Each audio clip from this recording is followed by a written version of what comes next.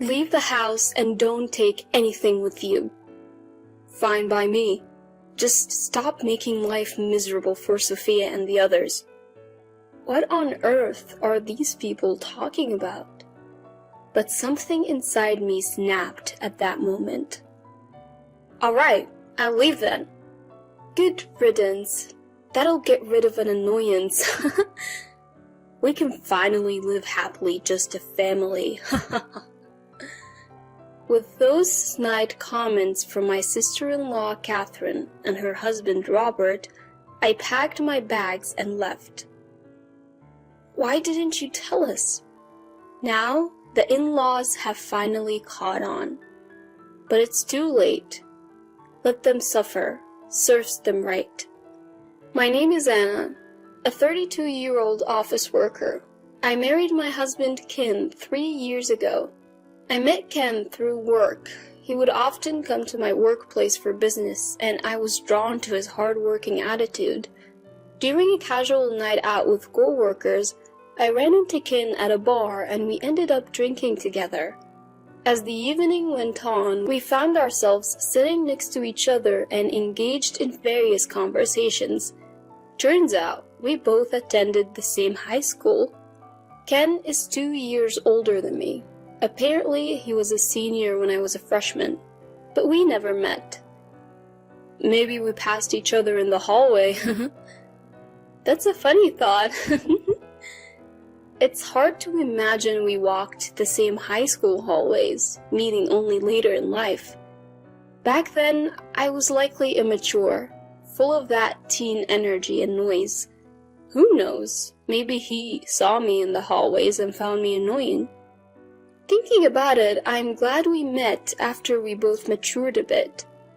That night out was the catalyst for Ken and me growing closer. He eventually asked me out to dinner and we started meeting up after work.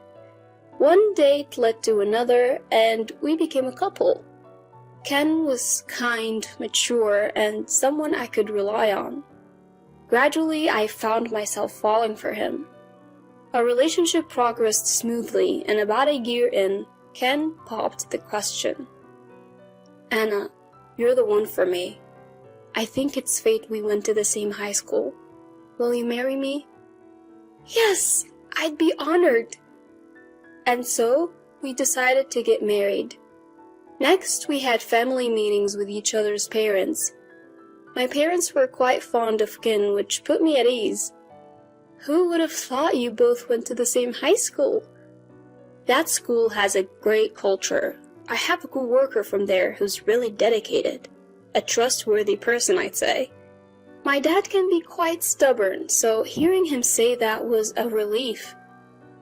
Ken had graduated from a prestigious university and worked for a reputable company, so I wasn't too worried, but it was nice to have my parents' approval. Then, we visited Ken's family for another family meeting. That's when things got a little uncomfortable. Ken's parents weren't exactly the warmest people. So, you're Ken's fiancé. You're quite plain, aren't you? We were hoping for a supermodel or at least the daughter of a big company CEO, given where Ken works. Hey, Dad, Mom, that's rude. Just kidding. You always take things so seriously, Ken. Right, don't take it to heart. Just parent humor. Sophia, my mother-in-law, and William, my father-in-law, were clearly mocking me. You didn't go to a famous university and I've never heard of your company. But as long as you focus on housework and have children, it won't be an issue. They made it sound like I was just a housekeeper and a baby-making machine. The family meeting made me instantly uncomfortable around my in-laws. Nevertheless, we wrapped up the meetings and got married. Married life was blissful. We both worked hard at our jobs and shared household chores. Ken was an excellent cook, even better than me, so I always looked forward to his meals. Whenever I made a request, he'd whip up that dish and it would always taste amazing. Even when I'd come home tired from work, eating Ken's cooking would lift my spirits. Of course, when it was my turn, I put my all into cooking. Ken would always compliment my cooking, saying it was delicious. I really like the depth of flavor in Anna's cooking. I guess I tend to overcomplicate things a bit, you know? No way, Ken. Your food tastes like it came straight from a restaurant. I feel like we're having our own personal chef. Really, that means a lot to hear you say that. We were always full of praise for each other. That's why we've been able to have such a harmonious married life. 2 years have flown by since we got married, and we're still as close as ever. But there has been one nagging issue. We haven't been able to have kids. Now, it's only been 2 years, so we're not exactly in a rush, but the pressure from my in-laws has been substantial. When are you going to get pregnant, Anna? Sophia, you asked about this just last week over the phone. These things don't change overnight. What are you talking about? If you keep procrastinating, that's why you won't have children. Are you sure you're even capable? What? Did you hide that from Ken when you married him? Absolutely not. If you're lying, I won't let it slide. Sophia often cornered me like this. Eventually, I underwent fertility testing and reported to my in-laws that I was fully capable of having children. They weren't exactly thrilled, but at least they understood I could have kids. Still, they continued to heap on the pressure. If you're capable of having kids, then hurry up. What a useless daughter-in-law. Being pressured like this only makes it harder to conceive. Every visit to the in-laws' house became an ordeal, and both of them would only criticize me when Ken wasn't around. Sophia would often call to confirm Ken was away before launching into her tirades. Life with Ken was great, but dealing with the in-laws was causing me a lot of stress. I felt uneasy, fearing that I'd have to endure their criticisms indefinitely. However, amidst all this, another issue arose. William, Ken's father, became frail and needed nursing care. And, of course, the in-laws expected us to move in with them. Ken is the eldest son, so it's only natural that he helps out. Since you can't have kids, the least you can do is be useful. They continued to press us like this, and Ken, unaware of the emotional toll his parents were taking on me, broached the subject of us moving together. Mom seems to be struggling a lot. I really want to help out if I can. What do you think? I was really torn. Living together would likely be hard. My in-laws have been giving me a hard time behind Ken's back. If I outright say no, Ken would be shocked. So I decided to lay down some conditions. Okay, I get that Sophia and the family are having a hard time. Can I ask some conditions of my own? Sure, go ahead. I'm the one asking for a favor after all. Thanks. First off, I won't be taking care of William. Normally, that should fall on Sophia or their actual son, you, Ken. Also, I want to continue working. If you can agree to these 2 conditions, then we can live together. As I said this, Ken looked at me seriously. He might be disappointed. Maybe he'll say it's a problem if I'm not willing to cooperate with his parents.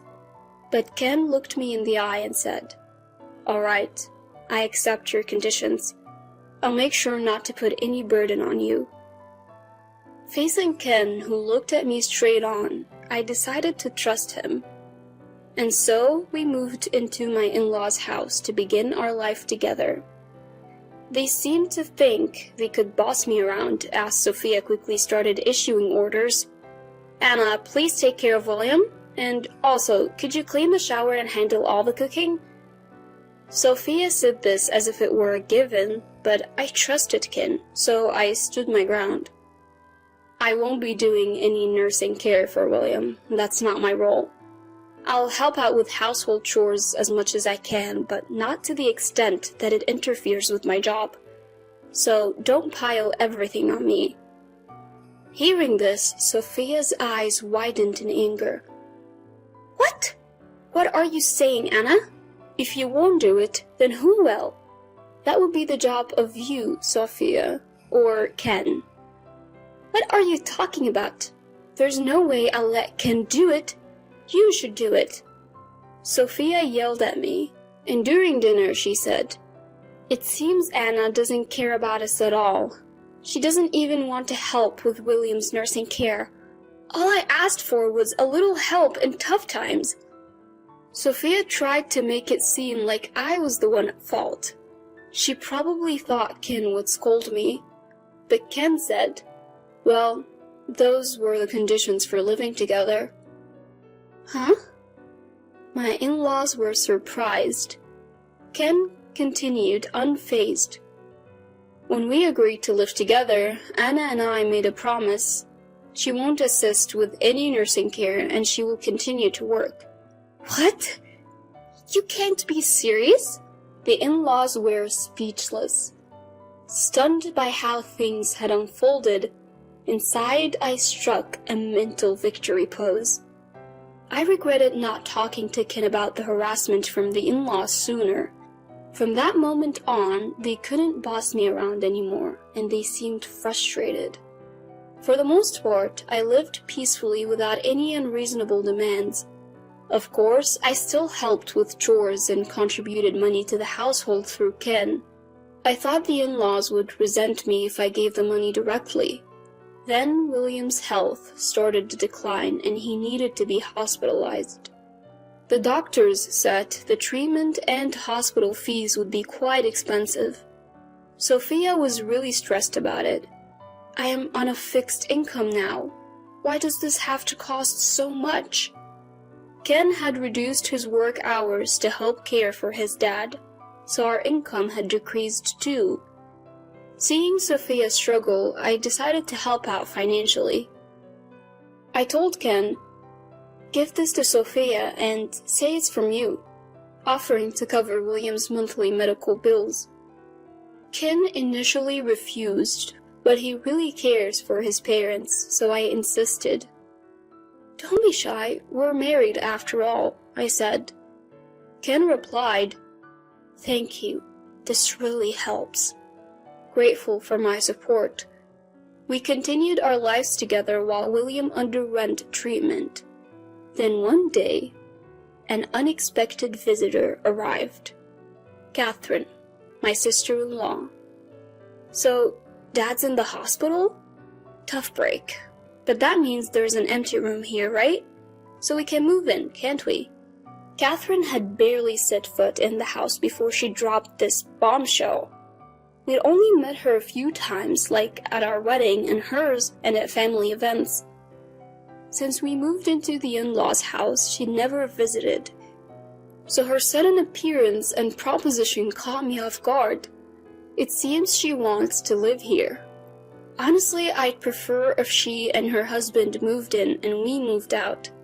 But Sophia declined, saying, "Ken's here now, and Dad might come back, so it's not possible." Catherine seemed to have expected this and quickly backed down, saying, "Yeah, figures." However, she did make it clear that she was ready to move in any time. From that point on, Catherine started visiting the in-laws' house more frequently. Today, I made dinner inspired by what Mom taught me. What do you think? Catherine had been frequently cozying up to Sophia. It seemed like she was eager to replace us in our joint living arrangement. I had an inkling that something was off about Catherine. Could she be hiding something? Around that time, an unexpected event occurred. Ken got into a car accident on his way home from work and passed away. I rushed to the hospital, but it was too late. I was devastated to lose my beloved partner so soon. I had wanted to make so many more memories with Ken. The in-laws were also grieving over the sudden news of Ken's death. Even after the funeral, I couldn't come to terms with Ken being gone and felt really down. My boss gave me an extended leave, hoping I would recover soon. But being in the in-laws' house, my heart felt no peace. I had paid for William's medical treatment for this month and planned to stay there until I found a new place. I was also a bit worried about Sophia being alone. We might not like each other very much, but we've both lost someone dear. We're both hurting, I thought. But then, Sophia trampled all over my good intentions. The tipping point came one day when Catherine and her husband visited. Why is Anna still here even though Ken has passed away? Catherine questioned Sophia like that. Sophia chimed in, I was thinking the same thing. We've been busy with the funeral, but we're not obliged to keep Anna an outsider here. Fueled by Sophia's words, Catherine and her husband became even more assertive. Outsiders should leave, and leave your assets too. Exactly. Don't burden Sophia and the rest any longer. What on earth are these people talking about? But something in me snapped then. Fine, I'll leave. They looked surprised when I easily agreed, but then they smirked. Now we can get rid of the troublemaker. We can finally live happily just as a family. Don't worry, Mom. From now on, we'll be the ones living here. As they spoke those words, I packed my bags and left. A month had passed since then. Living in a studio apartment near my workplace, I had been focusing on my career. Then one day, I received a call from an unknown number. Hello? Thinking it might be work-related, I answered. It was Sophia. Anna? Why didn't you tell me? I had no idea you were the one paying for William's medical bills. And the money in the house, it wasn't Ken, but you. It was too late for the people in my in-laws' house to realize the truth. They had it coming. I thought it would make things easier if we said the money came from Ken. Truthfully, Ken was cutting back on work to help with William's nursing care, so I was the one making significantly more money. So that's how it was. I'm sorry for not noticing. Can you help us again? No way. What? Why? I always tried to be minimally supportive as family, even when mistreated by you and others. But you continued to harass me without knowing the truth, even trying to kick me out.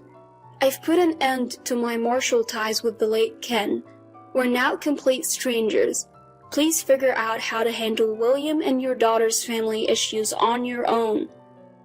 I said that and hung up. Then I blocked her number. I later learned from a relative still in contact with me that William had tried to force Sophia into a divorce to prioritize his own treatment. He probably thought they could afford it if one less person needed supporting.